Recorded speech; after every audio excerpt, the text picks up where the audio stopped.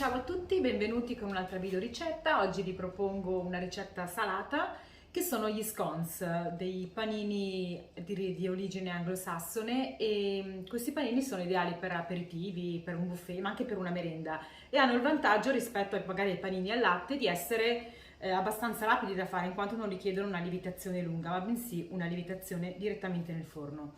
Andiamo alle dosi e abbiamo 500 g di farina, 16 g di lievito istantaneo che io ho già miscelato all'interno della farina, poi abbiamo 110 g di burro a temperatura ambiente, poi abbiamo un 300 g di latte, io ho già miscelato all'interno mezzo uovo, mentre l'altro mezzo lo useremo poi per andare a spennellare i panini prima di metterli nel forno, e una presa di sale. Quindi partiamo subito con la ricetta che, come vi dicevo prima, è molto semplice. Innanzitutto misceliamo bene la farina con il lievito e inseriamo dentro il burro. È abbastanza morbido e andiamo a miscelare bene in modo tale che venga incorporato totalmente dalla farina. Ok, il burro l'abbiamo incorporato, inseriamo anche il sale dentro, una presa di sale, ecco, quindi 8-10 g di sale, e dopodiché inseriamo la parte liquida, quindi il latte e il mezzo uovo.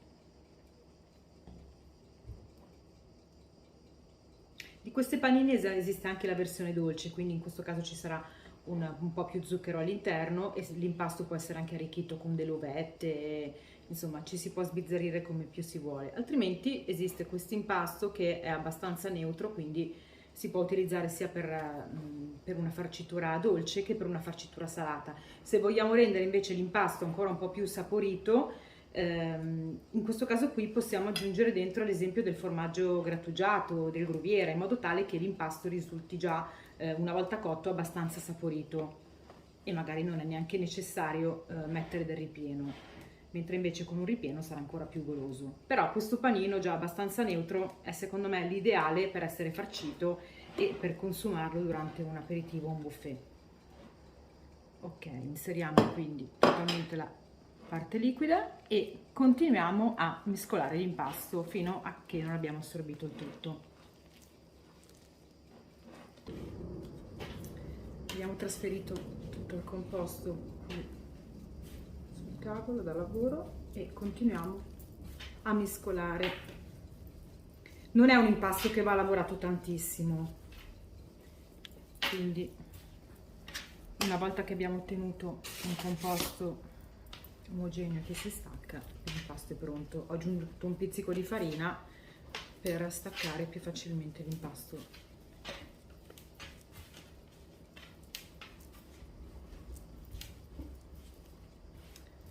Ok ragazzi, l'impasto è pronto, 10 minuti di riposo, anche se non è strettamente necessario, però io comunque lo consiglio, e dopodiché possiamo procedere a dare la forma all'impasto.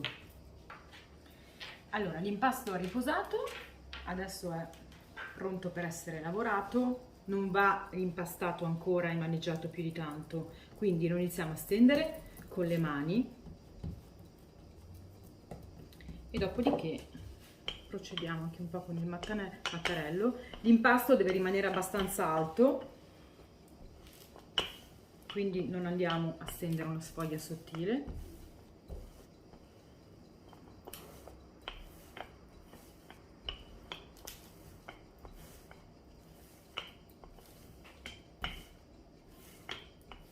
Ok, ci siamo. Adesso procediamo o con un coppapasta. Io uso il bicchiere perché è un coppapasta della forma non indicata, perché secondo me è troppo piccolo, quindi procedo in questo modo. Andiamo a pressare bene, cercando di utilizzare più pasta possibile.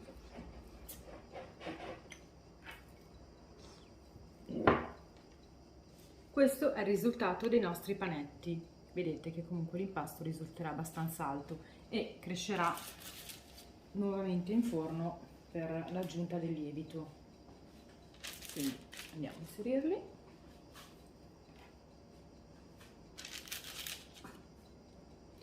Adesso cosa facciamo? Con i ritagli non andiamo a rilavorare la pasta, facciamo in questo modo, perché la pasta, come dicevo prima, non va lavorata tantissimo.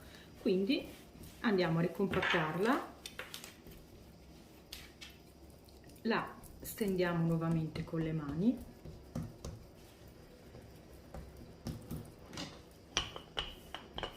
cediamo un attimo il mattarello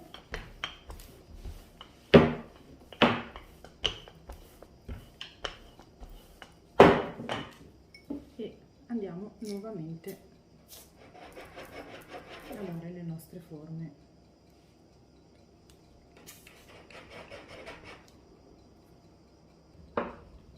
Allora, li abbiamo posizionati sulla teglia, adesso li spennelliamo con un po' di latte e il mezzo uovo che avevo messo da parte all'inizio. Potete farlo anche solamente con dell'uovo sbattuto, questo a vostro piacimento, però in questo modo gli daremo una duratura nella parte superiore. Adesso questi paninetti li cuociamo a 190-200 gradi per un 15 minuti, comunque fino a quando saranno dorati, quindi controllate il forno quando arrivate ai 12-13 minuti e attenti perché dobbiamo evitare di bruciarli ovviamente. Ok, adesso li inforniamo e ci vediamo per il risultato finale. Ecco, sono trascorsi quasi 20 minuti in forno, questo è il risultato finale, vedete. Si è formata anche la classica crepettina, che è una caratteristica degli scones e che andrà a definire meglio il taglio, quindi potremo utilizzarla come riferimento. Quindi prendiamone uno, lo andiamo a tagliare.